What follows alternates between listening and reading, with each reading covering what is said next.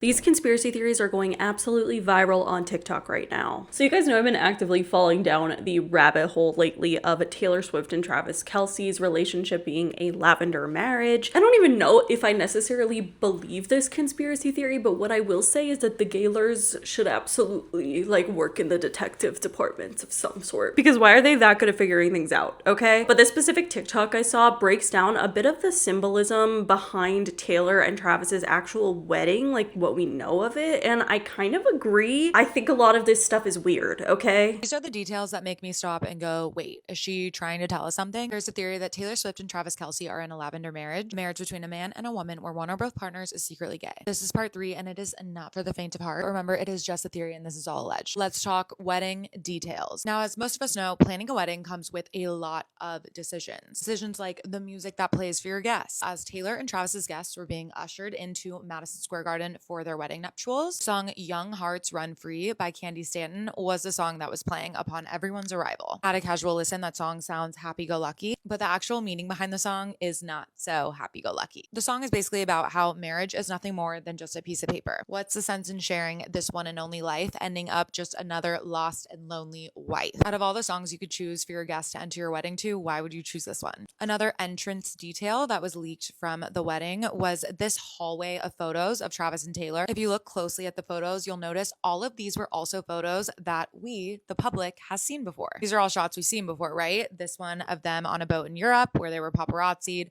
This one of them together at a tennis match, and then them together after Chiefs games that were all posted to social media. From what we could tell, it doesn't seem like there were photographs of any private moments between Taylor and Travis. And on top of that, the hallway itself looks remarkably similar to the Life of a Showgirl promotional imagery. Now, the Life of a Showgirl is an album that many conceptualize as 2 versions of Taylor Swift, the public showgirl persona, and then the private person behind the curtain who is simultaneously the director and the producer of the showgirl's life. The idea of 2 Taylors was actually teased back when she was promoting the Midnights album, in which Anti-Hero is on. In the Anti-Hero music video, we also get 2 versions of Taylor, a dual identity concept in which she teases the life of a showgirl. When it comes to things that have been teased years in advance before we even notice, in the Miss Americana documentary, Taylor literally talks about how her life is planned usually 2 to 4 years in advance. That's where this sign gets even more interesting. Part 2, I talked about how she could have chosen any color for this sign, but she chose the color lavender.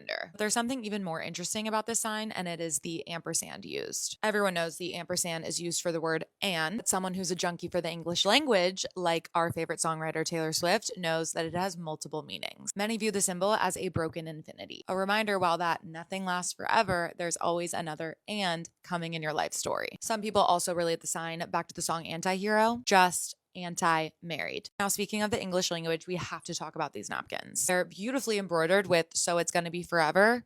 Taylor chose to add an ellipses to these napkins instead of ending the phrase with a period or a heart. Choosing to end a sentence with an ellipses and not a period means that there is more to come. In her song Blank Space, the next thing to come is "or it's gonna go down in flames." Again, it's just more choices that are very interestingly made. And lastly, I want to talk about these signs that were posted outside of MSG around Taylor and Travis's wedding. If you notice on the project name, it says INT Performance at MSG, INT Performance. INT means interpreted performance. Interpretive performance over closed for a private event. All of this just makes me think about how for years Taylor Swift has motivated us to understand the Easter eggs that she puts in her songs and how everything seems like it's meant to be decoded. So how is it that we can dissect every single song lyric that's ever been put out and stop here at all of these details that seem to be right in front of our faces? But at this point, whether you think it is all carefully planned symbolism or fans connecting the dots where they're not meant to be connected,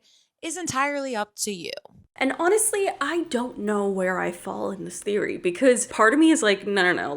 Taylor Swift is maybe not the genius all of her fans claim that she is, and has all of these crazy symbolisms, but at the same time, a lot of the things are weird. The song being not a love song and kind of a depressing marriage breaking up song is weird to have your guests walking into. It is very, very strange to me that all the pictures in the hallway, while the guests are walking into Madison Square Garden, are clearly PR pictures of Travis and Taylor. None that Like no like personal photos. Like literal paparazzi have taken some of those pictures, which is crazy to have at your wedding. Like, I don't know. And then of course I think the napkin is weird because it's gonna be forever when the next lyric is or go down in flames of your own song. It's just weird. I don't know. I just don't know how I feel. And I really want to hear your guys' thoughts now that we have all of the evidence lied out. But I also think that like, even if it's not like a lavender marriage specifically, I still think the Gaylors could be onto something with this being PR, because so much of this has been just so thrown in our faces and it's so weird when meanwhile like Taylor Swift and Joe Almond were dating for like what, 6 years. I would say like the vast majority of people didn't know that, or at least like to an extent. Okay, I know a lot of people obviously keep up on Taylor Swift's dating life, but it seems like keeping up with Taylor Swift and Travis Kelce is not a choice. It's more just like forced upon us, you know? Also, I refuse to believe that the same girl in the same year who wrote "You Call Me Up Again Just to Break Me Like a Promise, So Casually Cruel in the Name of Being Honest." Like, the fact that Taylor Swift wrote "All Too Well" the same year that Travis Kelce wrote that to me is so crazy to me. It's just so crazy. I don't know. I want to hear you guys' thoughts though overall, because I honestly go back and forth, but I do think it is just an interesting conspiracy theory. And I do think a lot of their wedding details were odd, for sure. I mean, Madison Square Garden is quite literally a stage show. So is it all for show? I don't know.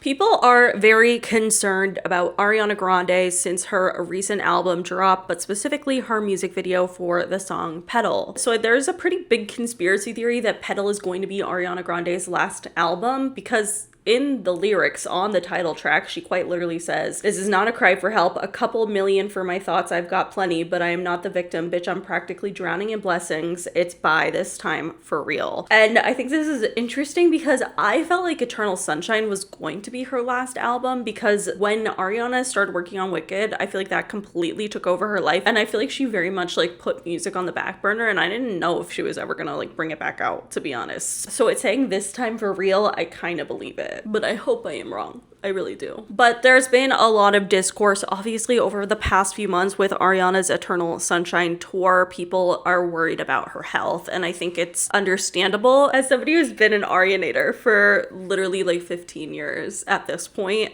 I think that it is irresponsible to not be concerned, but I also think it's like irresponsible to be like hating on Ariana for it or blaming her, because clearly I think that she is going through something, and I think that like putting the blame on her isn't really fair. But nonetheless, the discourse around the Petal music video is really loud, I would say. On TikTok, I see it's like every video I see talking about her, and I understand that like when you look like this in a music video, to have what she wrote, which basically the premise of the music video is that she's like going in auditioning for like a part, and all of these auditions, like the judges or scouts like are very like judgmental and saying like you're not good enough, and she changes something, and then you're not good enough again, and she changes something else. But I think it is quite a choice to include this scouts note in the music video when everyone is currently concerned about her health. She includes lovely voice, very kind, but nothing special, boring on the eyes, a little homely, couldn't hurt to lose a few pounds. And I just think it's insane that she included that.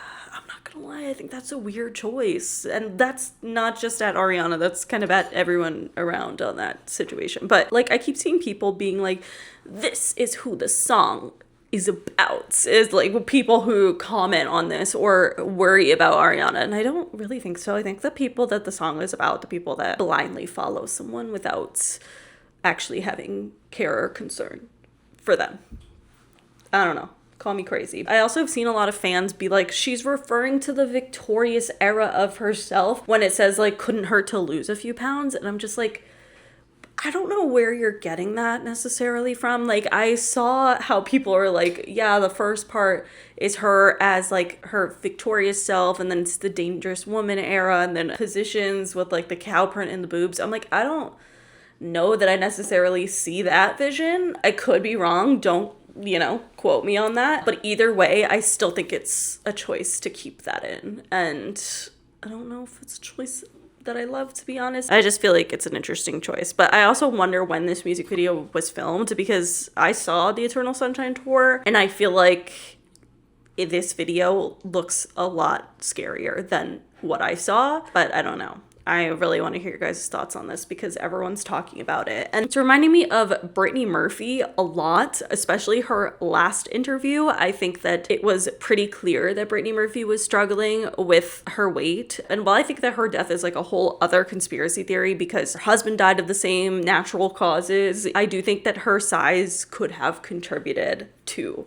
her death. And someone whose size definitely contributed to their death is Amy Winehouse. And I think that this is really reminding me of that as well, because Amy got to a point where she was very, very small, and it definitely it ultimately like led to her death. Like technically she died of alcohol poisoning. But all of it combined together is obviously what ended up happening. But I do think that Hollywood purposely likes and does not step in when celebrities are struggling. I don't even know if I think this is a conspiracy theory as much as I just think it is proof. We have seen it time and time again. But the way that these tabloids attack, women like Amy Winehouse and like even Ariana, I do think that a lot of people are, saying that it's irresponsible for Ariana to like be promoting this and stuff. And I'm like, I understand where you're coming from a little bit, but I also feel like as a fat person who's an influencer, I've gotten told that I'm promoting obesity just by existing. And I'm like, okay, I don't think that that's quite accurate. It's just existing. So I don't know, but maybe I think a lot of people like want her to talk about it, which I think could help a lot of people if she did. But I saw this TikTok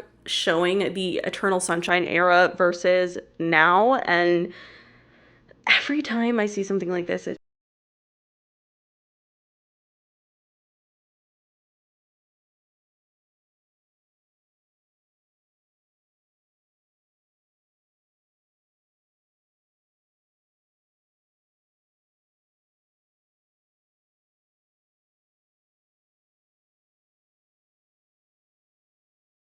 and I do understand completely why people are concerned. A lot of people are comparing it to Karen Carpenter and Cass Elliot. Both of them died from struggles from anorexia. And yes, if you didn't know, people who are not skinny can have anorexia too. And it can cause a plethora of health issues, which is what happened with Cass Elliot, but ultimately it led to them having heart failure. And I do think it's important to talk about. I just think like real Ariana fans like wouldn't ignore what's happening. And I saw a lot of comments on this video comparing it to Brittany Murphy and Amy Winehouse specifically, saying this is what Amy Winehouse fans must have felt like. And that is very true. I do think that with Amy, obviously there were a lot more drugs and, alcohol, substance abuse involved, but it was really hard to see Hollywood completely ignore, not even ignore, but bash and make fun of someone who was literally withering away in front of us. I just think that narrative is problematic in itself, and I think that the tabloids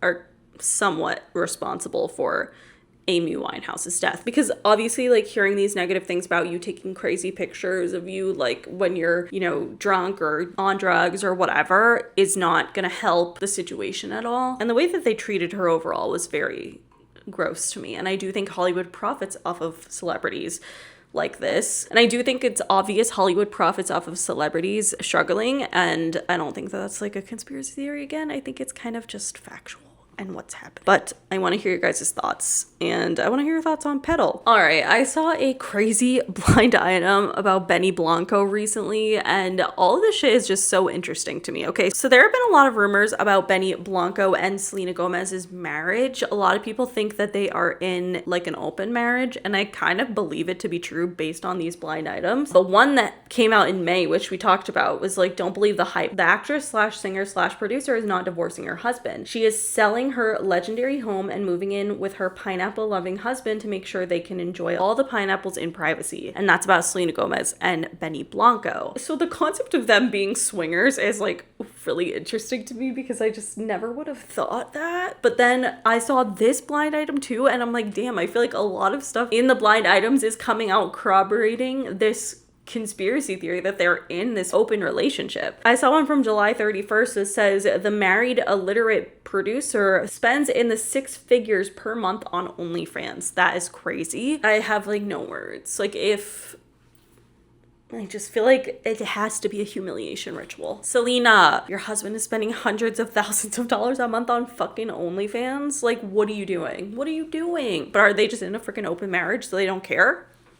Seems like it. I don't know. It just didn't age well at all. So the death of Oliver Tree has had several different conspiracy theories surrounding it, considering how often he would talk about his own death and also just the things that he maybe tried to expose. And I recently saw a conspiracy theory that he possibly knew too much about Antarctica, which is kind of crazy because I've never heard of this before, and it's pretty bonkers. Behind me, you can see one of 17 alien-based caves, which enters into what we are almost 99% sure is the entry point to Agartha. No way. No way. No way. This underground... No way. So you're telling me, okay, what are the chances that, what was it, yesterday? I did a video on Antarctica. I'm like, you know what? Hold up. Let me bring up all the new peeps up to speed on what the heck is going on with Antarctica. We talked about Admiral Byrd. We talked about Admiral Byrd and how he went to Antarctica or to the South Pole. He flew into a hole for TikTok or what, satire purposes only. I don't even know what I'm saying at this point. Entertainment purposes only TikTok. Everything satire. Everything I'm saying is not true. I'm literally so hyped right now because y'all know what happened with Oliver Tree, right? Y'all remember what happened with him.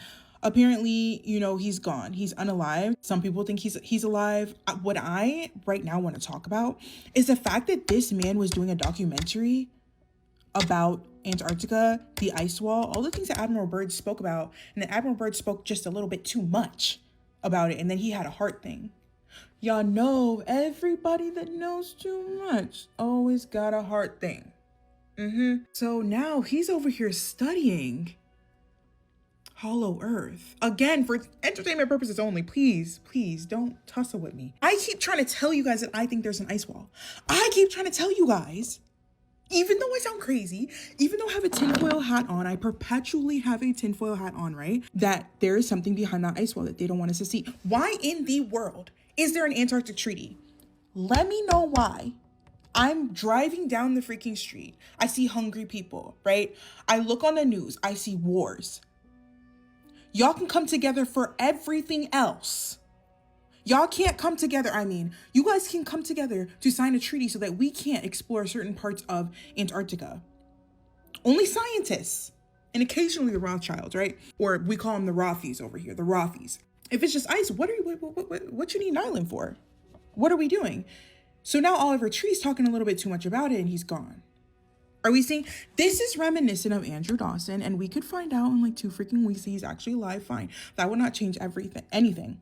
This is reminiscent of Andrew Dawson. This is reminiscent of RCBD Cell. I forgot his TikTok name. All these people that knew a little bit too much. Okay. This is reminiscent of what? Julian Brown, I believe. Oh my goodness. And like, are we going to talk about the map? Let me try to find it. Hold on. Oh, I'm dropping my phone. It's the fact that I can't find it, but I'd have to make a whole other video about the 1857 map of Antarctica and like the things that were in the water and just talk about that because you guys are going to be like, no freaking way. I did a video about it, but I'll do another one. Anyway, as always, make sure you like and follow and comment down below what you think. If you love to hyperfixate on random things, you're going to love it here. So join the club. I love her commentary on Antarctica in general, but this is crazy. I had no idea that Oliver Tree had any connection to Antarctica because why would I assume that? I don't know. I really want to hear what you guys think of this conspiracy theory overall because I think that there's something there. I have said for a while that I would do an Antarctica deep dive and I still haven't done it just because I know it's going to require a lot. So I'm going to need to really dive the fuck in because like to me, the premise of the conspiracy theory is all rooted in the fact that every nation came together and agreed that no one should be allowed to go to Antarctica. And I find that very fascinating considering we can't agree on fucking anything. And like people are saying it's because it's so dangerous. And I'm like, since when the fuck do they care about our health? They don't. So to go and say it's because it's dangerous is a little crazy in my opinion. But do you guys think that Oliver Tree knew too much? Do you think he said too much about Antarctica? Could there be like, I don't know, aliens? What the fuck do you guys think is in Antarctica? That's what I want to know. I want to know what you think. All right, the next TikTok shows this conspiracy theory that I have been talking about a lot lately, which is about celebrity, either reincarnation or the concept of them living forever. And I think that the way that this TikTok puts it into words is really interesting. When you do sell your soul, you're allowed to live forever. It's not a coincidence that all these celebrities have a look-alike from the past. I'm not sure whether they're vampires, clones, But I do know one thing. Every single celebrity has someone from the past that looks exactly like them. Every single one. I think most of these celebrities or well-known people have been around for hundreds, if not thousands of years. I figured something out that you and I have not. They're just waiting, even when they pass away, to come back for a new generation. I'm so sorry about the concept of Stalin becoming Zayn Malik, and just, like, imagine, I don't even... The concept of Stalin joining One Direction is so crazy. But I will say that there are so many examples of this, which is why I think it's strange. And a lot of people have commented on my videos being like, well, it's just because these people are celebrities. So when people see someone from the past that looks like a current celebrity, obviously the current celebrity gets told this multiple times, and a lot of people point it out. And I do think that that is part of it, but I also think it's strange that a lot of these people who in the past also happen to be public figures, okay? Like, that's what I think is also weird. I don't know. I really want to hear your thoughts on this, but one that I've been thinking about lately is how much Jeffrey Epstein looks like Andrew Jackson. It's actually kind of fucking nuts. When I look at the $20 bill, I cannot unsee it. That's Jeffrey Epstein. That's Jeffrey Epstein. What do you fucking mean by that? Speaking of Epstein, Palm Beach Pete did another thing that was diabolical. I cannot believe that this is real. Okay, so Palm Beach Pete sat down to do that friggin' Netflix trend. You know, I'm sure you know if you are on TikTok, the Netflix documentary trend. He is speaking specifically about the parties and telling us the truth about them. And just take a look.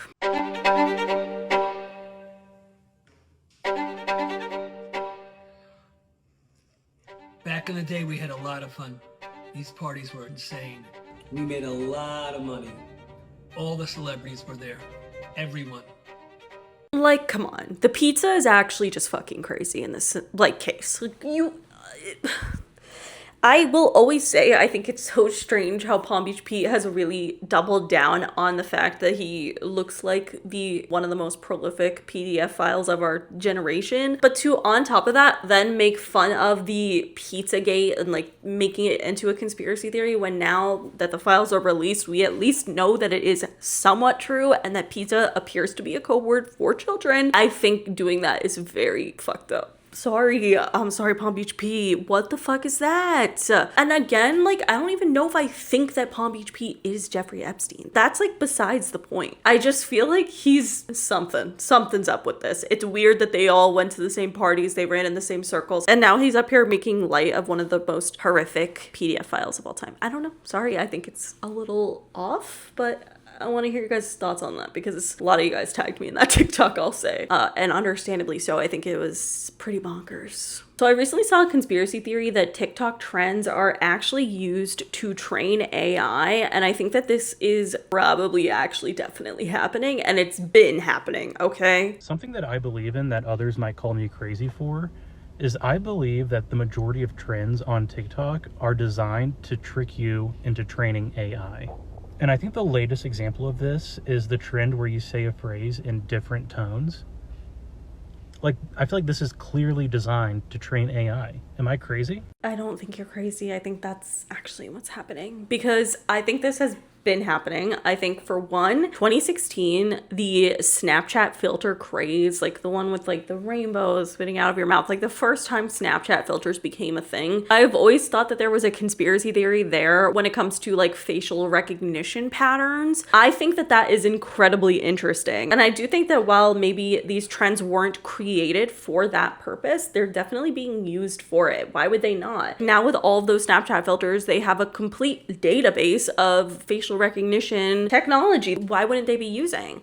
And another one that I think is even crazier are the concept of Throwback Thursdays being created to help the government and AI in general get better at age progression technology. It would be kind of stupid for them not to use these things. Again, I don't know if they were necessarily created just for that purpose, but kind of makes sense. It kind of makes sense. All right, the next TikTok I saw is about JLo being an industry plant and how it was really all planned from the beginning thanks to Tommy Mottola. Imagine your entire legacy and career being built off the back of one woman, your sworn enemy. This is the story of the entertainment industry's OG industry plant, none other than JLo. Now, JLo's story, it starts with Mariah Carey. In 1993, when Mariah Carey was 24 years old, she marries none other than Tommy Mottola, the head of Sony Music Group. He was 43 at the time. Most outsiders would have assumed that Mariah's marriage to Tommy Mottola was like a fairy tale. I mean, their wedding alone was $500,000. But in reality, Mariah was suffering. At their custom-built 51-acre estate, Mariah Carey lived under constant surveillance. There were dozens and dozens of cameras, dozens of microphones, an indoor shooting range, and even armed security guards who followed Mariah everywhere she went in that home except the bathroom. That is the only place she could be by herself. Mariah Carey went on to nickname this home Sing Sing, like the max security prison. Tommy Mottola also heavily controlled Mariah Carey's image in the years that she was with him. She dressed way more conservatively. The times that she expressed interest into leaning into more urban music, R&B, and hip-hop, Tommy Mottola completely shut it down. Mind you, Mariah Carey's father is a black man, so he was literally suppressing her own identity. In 1996, Mariah Carey is at her home, Sing Sing, with Da Brat and Jermaine Dupri, and they are recording the remix to Always Be My Baby. Side note, remixes to her original songs were the only spaces she had to explore creatively with more urban music. So her, Jermaine, and Da Brat are at her home, and Da Brat and Mariah Carey decide on a whim to just go to Burger King. This would be a huge mistake. Even though Burger King was a mile away, Tommy went berserk. He sent armed guards to track her down. The armed guards that stayed at the home cornered and intimidated Jermaine Dupri. They believed that he had been responsible for Mariah's escape from her own home, mind you. Da Brat says in an interview years later that they absolutely had their weapons drawn on Jermaine. At the time that Mariah Carey and Da Brat returned from Burger King, tensions were high. Jermaine Dupri was obviously shaken. He says he thought he was gonna die. Da Brat looks at Mariah Carey and tells her, and I quote, "You live in a damn palace, but if you can't be free to go to Burger King when you want, then you don't got nothing. You need to get out." This was the push Mariah Carey needed to leave Tommy Mottola. Well, aside from her affair with Derek Jeter, but that's a story for another day. In 1997, Mariah Carey escapes from Tommy Mottola's control. They finalize their divorce in 1998. However, Mariah Carey at this point is still contractually obligated to Sony Music until 1999. During this time period, Tommy, and of course by association Sony, they did everything they could to undermine her. They, even refused to promote like her singles. Once she was freed from this recording deal with Sony and free from Tommy completely, she signed a very historic $100 million 4-album deal with Virgin Records. And when I say historic, I mean it. This was the largest record deal in all of music history at the time. Tommy Mottola, he of course didn't like this. The man had an ego. This embarrassed him both personally and professionally, right? He believed that without him, Mariah Carey would fail. And so that's exactly what he did. He set out to ensure that Mariah would fail. And at that point, Tommy Mottola begins scouting for new and fresh talent. In comes Jennifer Lopez. Jennifer Lopez had gone from being a background dancer to then starring in the Selena movie in 1995. At the time that Tommy Mottola was shopping for new talent, she is shopping around her Spanish demo to record labels. She wants to transition from being an actress to being a singer. Tommy Mottola gets a hold of her demo, he listens to it, he likes what he hears. He reaches out to JLo and says, "I will sign you as long as you sing in English instead." She agrees, and this decision changes her life. So at this point, Tommy Mottola chooses to directly prioritize JLo among his entire catalog of artists. Mind you, he also had Destiny's Child on his catalog, Michael Jackson, Celine Dion, and so many other big stars. But he positions JLo as this up-and-coming direct competitor to Mariah. But in my opinion, I think Tommy instead simply realized that JLo was beautiful, a good performer, and because she wasn't an established songwriter the same way Mariah was, it meant that Sony could keep so much more creative control of everything that JLo put out, every single, every album. And that's exactly what would allow him the opportunity to sabotage Mariah Carey's career over the next 5-6 years and position JLo as a much more worthy and deserving star. In the year 2000, Mariah Carey is crafting the soundtrack to her movie Glitter. Her lead single, Loverboy, it had already legally licensed and purchased the sample of the song Firecracker by Yellow Magic Orchestra. Mind you, at this point, Mariah Carey is no longer signed to Sony, but Tommy Mottola hears this through the grapevine and he's pissed. He immediately calls up producer Corey Rooney and basically demands that he license the exact same sample and help build a song around that sample for J-Lo. Corey, who likely has no idea what the hell's going on, he agrees, and because Sony is Sony and they have massive radio leverage, they end up putting J-Lo's song I'm Real out to the public way before Mariah could. And by I'm Real, I'm talking about the original track, not the remix with Ja Rule. The remix would actually be Tommy's second attempt to sabotage Mariah, so we'll put a pin in that and come back to it later. At this point, Mariah Carey is stuck. Her movie has already been filmed, including scenes in the movie where she is singing the Loverboy track. But J-Lo's album was already set to release way earlier than the movie and the movie's soundtrack, so Mariah had no choice. She was forced to scrap the sample entirely, purchase a completely new one, redo her scenes, and redo those songs. When the second version of Loverboy is released by Mariah, you know, it debuted at 79 on the charts, which is pretty abysmal. Problem is that the song was not getting radio play, allegedly because of Tommy, cough cough. Who said that? Not me. Virgin Records, her label at this point, is desperate. They're like, we need to do something, otherwise the song is going to completely bomb. So they have a bright idea. They discount the song from $3.50, what it would originally cost, to only 50 cents. That was a massive discount and practically unheard of for people to do back then, but it works. The song almost immediately shoots up to number 2. Remember, this was a time when we were going to the store to buy singles in person, okay? So this is a big deal. Tommy Mottola, seeing that the sales for Loverboy are surging, he knows that he cannot let Mariah get her number 1 from this after everything he's done. So he starts plotting. He decides that he's going to lower the cost of Destiny's Child's Bootylicious to 49 cents. Bootylicious was already getting massive radio play because it was released months earlier, but him lowering the cost of the single to be this low, it artificially increases Sony's physical sales data. Bootylicious then goes on to hit number 1, and it locks Mariah Carey out of ever touching that spot with her song Loverboy. In an effort to do something different and to salvage what she has left of this movie, Mariah Carey goes into the studio and she records a song called If We. It's a very smooth R&B duet with Ja Rule, who obviously was a huge star at the time. It has that smooth, iconic, conversational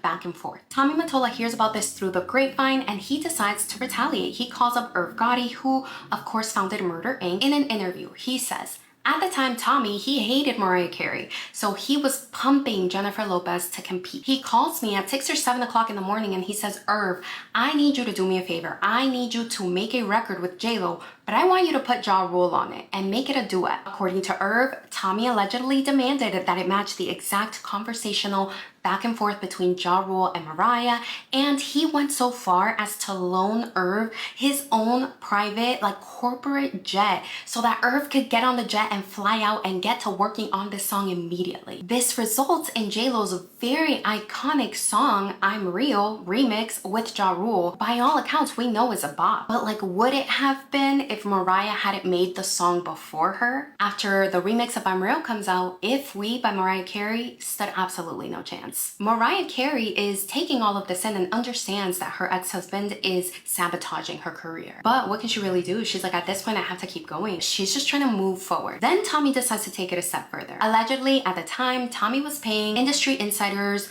and fans to rip up posters of the Glitter movie and instead replace them with other artists. Most of the time, the other artists were J-Lo. Field reps and workers at stores were apparently being instructed to keep the copies of the Glitter soundtrack in back storage rooms, to keep them face down or leaving them completely unstocked on release week so that they could continue to sabotage Mariah Carey's career. So I find this theory to be incredibly interesting. Obviously, I do think Tommy Mottola could honestly use his own deep dive on if you guys would be interested in that. We know that Michael Jackson has referred to Tommy Mottola as the literal devil before, so claiming that he is a racist, horrible person, and I just think he kind of is giving Clive Davis to me. It's kind of that vibe. He's like a young Clive Davis, and well, young. But I really want to hear your guys' thoughts on this because I seriously think there is something here, and I think without shadow of a doubt, he absolutely sabotaged Mariah's career. Basically, is kind of the only reason why J-Lo is who she is today.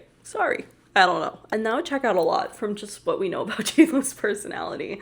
The concept of her being an industry plant is It's too good. It's too good. All right, the last theory I want to talk about is something that just personally annoys the shit out of me, and it has to do with Nikki Blonsky and Zac Efron. Okay, I see this pop up every couple of months, I feel like, where people are comparing Nikki Blonsky to Baby Reindeer, and I'm like, when will you guys admit that like the only reason that you do not think that Zac Efron and Nikki Blonsky had a thing is because she's fat? That's literally why. She's not ugly. She's really pretty. And I full-heartedly agree with this TikTok I saw. And Zac Efron was fucking the shit out of Nikki Blonsky. He was fucking the dog shit out of her. She wasn't acting like that for no motherfucking reason. That bitch gonna say, I know him real well. I love him real well. He was beating her thick ass down behind closed doors, y'all. He was fucking the shit out of her. I think that not only is this true, but even if it wasn't true, I think that the entire discourse around it is just so blatantly fatphobic, and I feel like this is just something not enough people talk about. And you know, it's not usually what I talk about here. Actually, I like on my TikTok for a while was like always talking about stuff like this. I kind of stopped making TikToks, but it is something that really irritates me as a fat girl, that women get compared to Baby Reindeer if they have a crush on or had a situationship, because I think Zac Efron and Nikki Blonsky had a situationship with a skinny, attractive man. They're creepy. They are obsessed with him. They're a stalker. All this crazy shit. Versus like if a fat man is dating a skinny girl, like Jelly Roll and his wife, people are like, he is so sweet. He must have a heart of gold. I mean, people aren't saying that anymore because like, he cheated or something, which of course he got skinny and cheated. Of course he did. I just think the rhetoric is so different between fat men and fat women, and it's fucked up. Anyway, that was just my own little personal rants. I don't know if it's a conspiracy. The conspiracy theory is, yes, I do think that Zac Efron and Nikki Blonsky were having a situationship. Sorry, why'd she say I love him real well on Wendy Williams? I feel like she was admitting it. Anyway, that is it for today's video. If you guys liked it, please give it a big thumbs up. Let me know in the comments below what you guys think of all of these different conspiracy theories. I would love to hear your thoughts, but that is it. Make sure you follow me on TikTok and Instagram and subscribe for new videos every week, and I'll see you guys later. Bye.